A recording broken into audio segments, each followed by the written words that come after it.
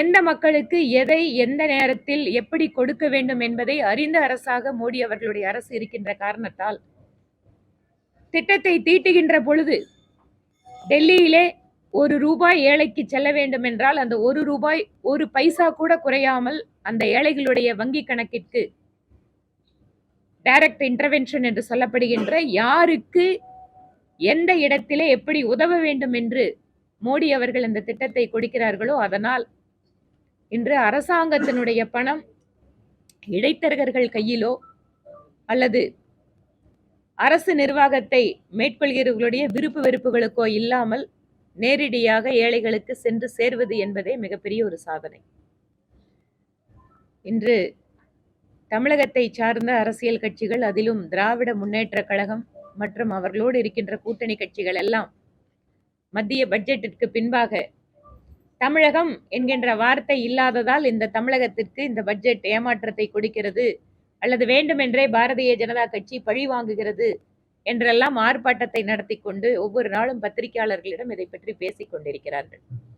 இதற்கு நேற்று மத்திய நிதியமைச்சர் பாராளுமன்றத்திலேயே பதில் கொடுத்திருக்கிறார்.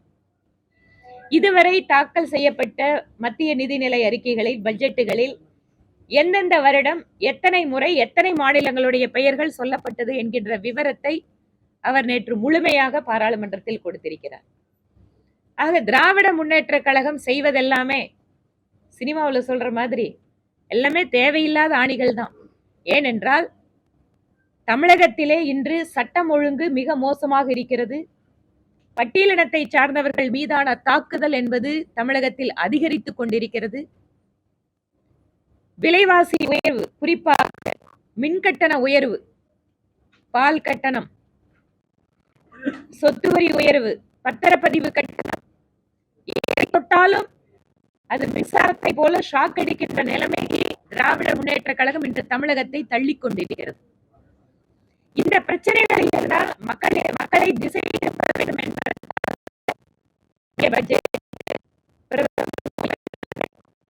தமிழ்நாட்டில் ஒரு வழக்கமான நிலை இவர்கள் கையில் எடுத்திருக்கிறார்கள்.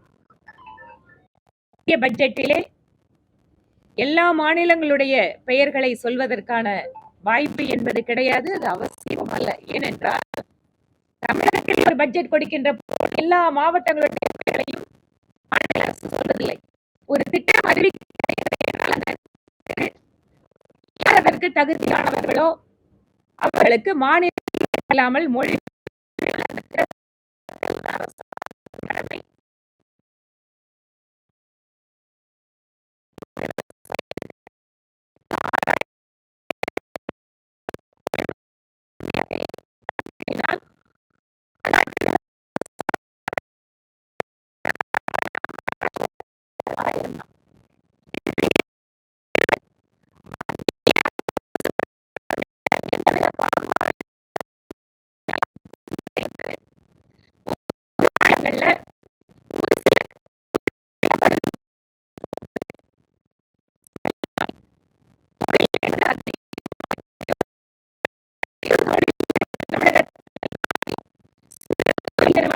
மத்திய அரசு கொடுக்கின்ற திட்டங்களில் பெரும்பாலான திட்டங்கள் தமிழகத்திற்கு அதிகமாக கிடைக்கும்.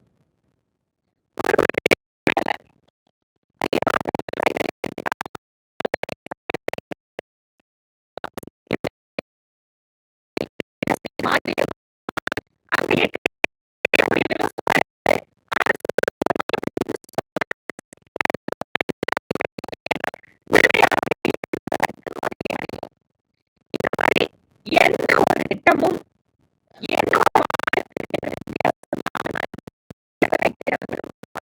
சென்று சேரும். இங்கு திமுக செய்து கொண்டிருப்பது மடை மாற்றுகின்ற அரசியல், திசை திருப்புகின்ற அரசியல். இவற்றையெல்லாம் மக்களுக்கு எடுத்து சொல்வதற்காக பாரதிய ஜனதா கட்சி ஒவ்வொரு மாவட்டங்களிலேயும் ஒவ்வொரு சட்டமன்ற தொகுதிகளிலேயும் என்னவெல்லாம் நடந்து கொண்டிருக்கிறது, எப்படியெல்லாம் பிரதமர் மோடி அவர்கள் நாட்டினுடைய வளர்ச்சிக்கு பணி செய்து கொண்டிருக்கிறார், அதிலும் குறிப்பாக பெண்களுக்கு மிக உதவிகரமாக இருக்கின்ற முத்ரா கடனுதவி திட்டம்.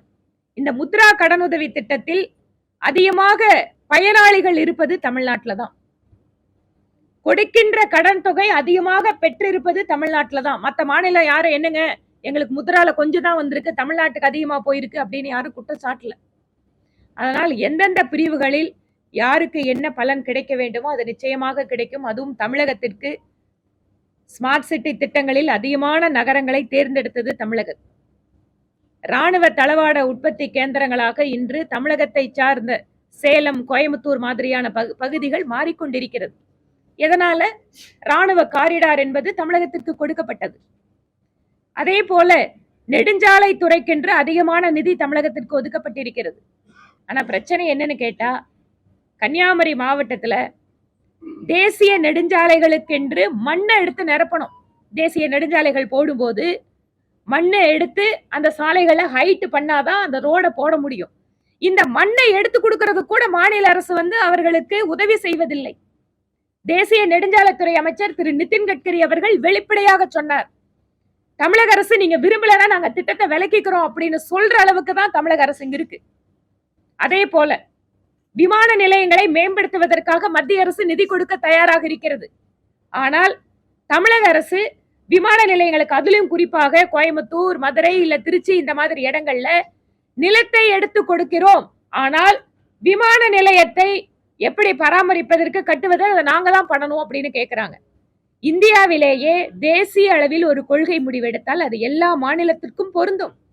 ஒவ்வொரு மாநிலம் தனித்தனியா கேட்டு அதுல அந்த பாலிசியில் ஒண்ணு பண்ண முடியாது. இப்ப தமிழ்நாடு ஒரு கவர்மெண்ட்ல ஒரு பட்ஜெட்ல ஒரு திட்டம் கொடுக்கறாங்கன்னா ஒரு மாவட்டத்துக்கு ஒரு மாதிரி, பெரம்பலூர் மாவட்டத்துக்கு ஒரு மாதிரி, இல்ல தூத்துக்குடி மாவட்டத்துக்கு ஒரு மாதிரின்னு பண்ண முடியாது. அந்த மாதிரி விமான நிலையங்களை பொறுத்தவரை தேசிய அளவிலே ஒரு கொள்கை இருக்கிறது.